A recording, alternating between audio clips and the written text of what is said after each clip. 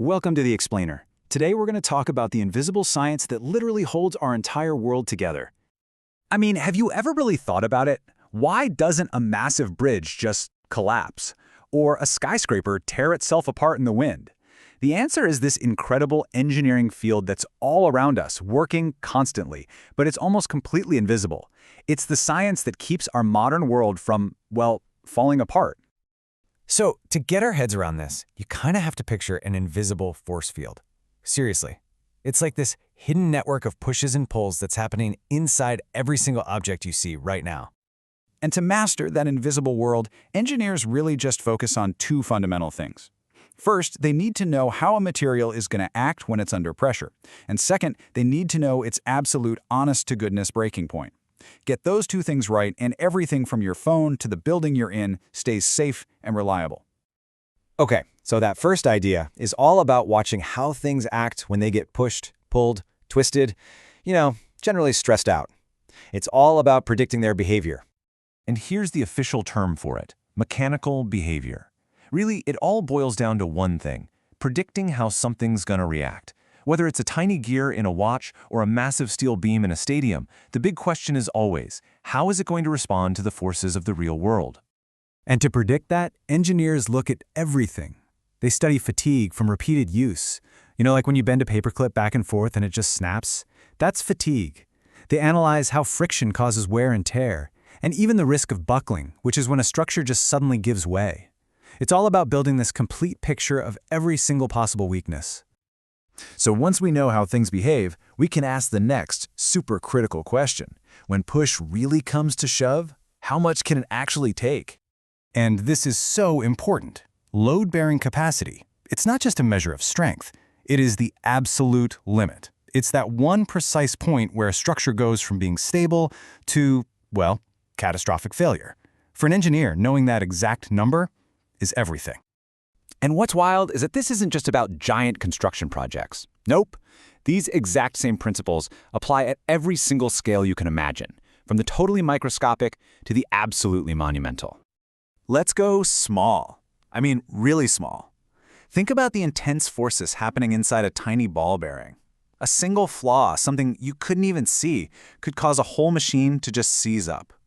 So engineers are modeling the integrity of a single joint in an airplane wing, or the wear on one gear tooth. The tiny details matter, a lot. And then you scale all the way up. Those same fundamental ideas, stress, strain, fatigue, they're what keep the massive bridges and buildings we use every single day standing strong. It's the same science, just on an epic scale. Okay, now this is where it gets really interesting. Look at how the challenges change with scale.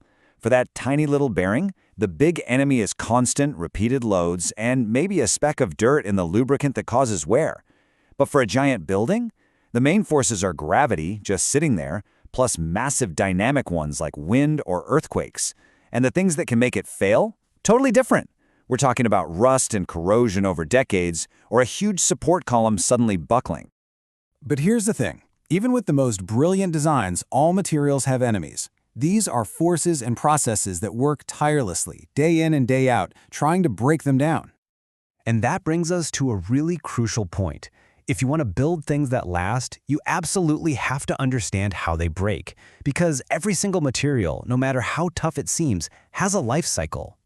You see, failure is almost never a sudden event. It's more like a story that unfolds over time. It starts with something tiny, maybe an invisible flaw, a bit of roughness on a surface. Then, over thousands, maybe millions of cycles, that little flaw becomes a stress point, and a tiny crack begins to form. And with each push or pull, that crack gets a little bigger and a little bigger, until finally the material is so compromised it just can't hold on anymore. And that's when it breaks.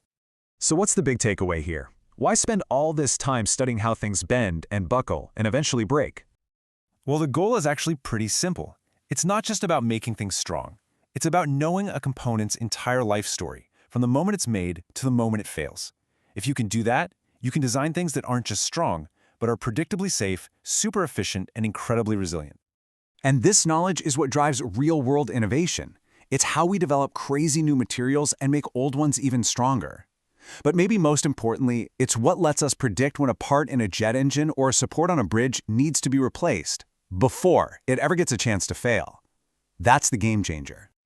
So think about this. Being able to model and prevent failure with this kind of precision, it doesn't just make things safer. It opens up a whole new frontier for what's possible in engineering. It really makes you ask, what's next? What can we build now with this confidence that maybe just a few years ago was pure science fiction?